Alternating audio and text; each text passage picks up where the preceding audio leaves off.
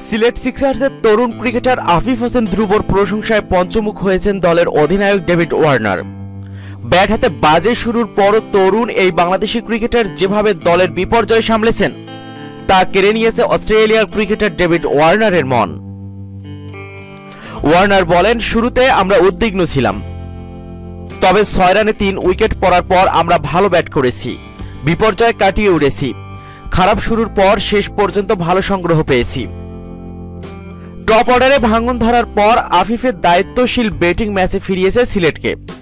5টি 4 এবং 3টি ছক্কায় মাত্র 28 বলে 45 রানে দারুণ এক ইনিংস সাজিয়ে শেষ পর্যন্ত অর্ধশতক না পাওয়ার আক্ষেপ নিয়েই সাজঘরে ফেরেন আফিফ।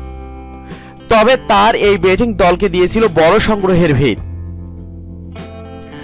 আফিফকে কৃতিত্ব দিয়ে ওয়ার্নার জানান, দুইজন জুটি করার শুরুতেই তরুণ এই ক্রিকেটারকে ইনিংসের বাকি সব ওভার খেলার পরামর্শ দিয়েছিলেন তিনি।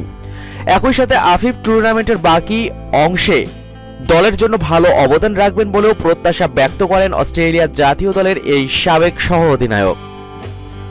ওয়ার্নার বলেন, কৃতিত্ব অবশ্যই দিতে হবে আফিফকে।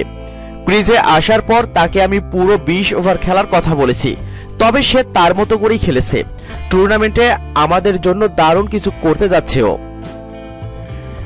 এদিকে ম্যাচে চিটাগং ভাইকিংসের বিপক্ষে সিলেট জিতেছে 5 রানে। কষ্ট অর্জিত এই জয়ের ম্যাচে ওয়ার্নার দেখেছেন কিছু জায়গায় উন্নতির সুযোগ। এর মধ্যে ক্যাচ অনুশীলনে জোর দেওয়ার উপর তাগিদ দিয়েছেন তিনি।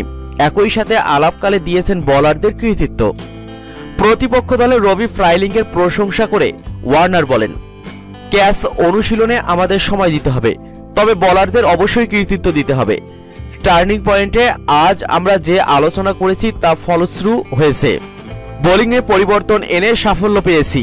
সর্বোপরি চিটাগংয়ের ফ্রাইলিংকে বাহবা দিতেই হবে, সে অসাধারণ খেলেছে।